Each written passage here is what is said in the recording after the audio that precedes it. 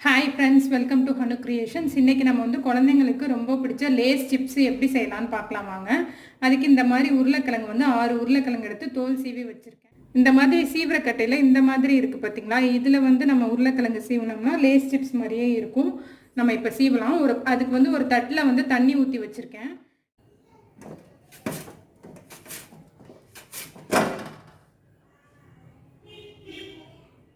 இந்த மாதிரி வரும். ஃபுல்லா சீவி எடுத்துறலாம் எல்லா உருளைக்கிழங்கையும். தண்ணியில போட்டுருங்க. தண்ணியில போட்டுட்டே தான் சீவணும், இல்லைன்னா கருப்பாயிடும். இப்போ பாருங்க, எல்லா உருளைக்கிழங்கையும் வந்து இந்த மாதிரி சீவியாச்சு. இது வந்து 2 டைம் நல்லா தண்ணியில் வாஷ் பண்ணி எடுத்துடணும். 2 டைம் நல்லா வாஷ் பண்ணி எடுத்தாச்சு உருளைக்கிழங்கெல்லாம். இது மாதிரி ஒரு நியூஸ் பேப்பர் இல்லைன்னா காட்டன் துணியில் வச்சு உருளைக்கிழங்கு ஒரு 5லேருந்து 10 நிமிஷம் வந்து ஃபேன் காற்றுல வந்து ட்ரை ஆகணும். ட்ரை ஆனதுக்கப்புறம் நம்ம ஆயிலில் பொரிச்சு எடுத்துடலாம்.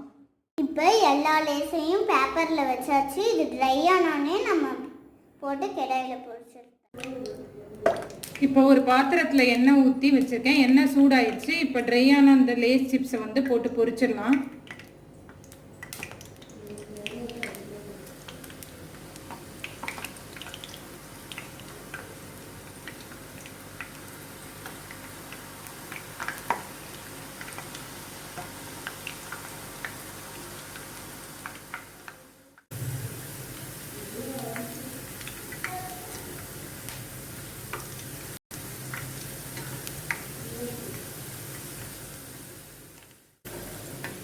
இப்போ பாருங்கள், சிப்ஸ் நல்லா பொரிஞ்சு வந்திருக்கு. இதே மாதிரியே எல்லா சிப்ஸையும் போட்டு பொரிச்சு எடுத்துடலாம் நம்ம.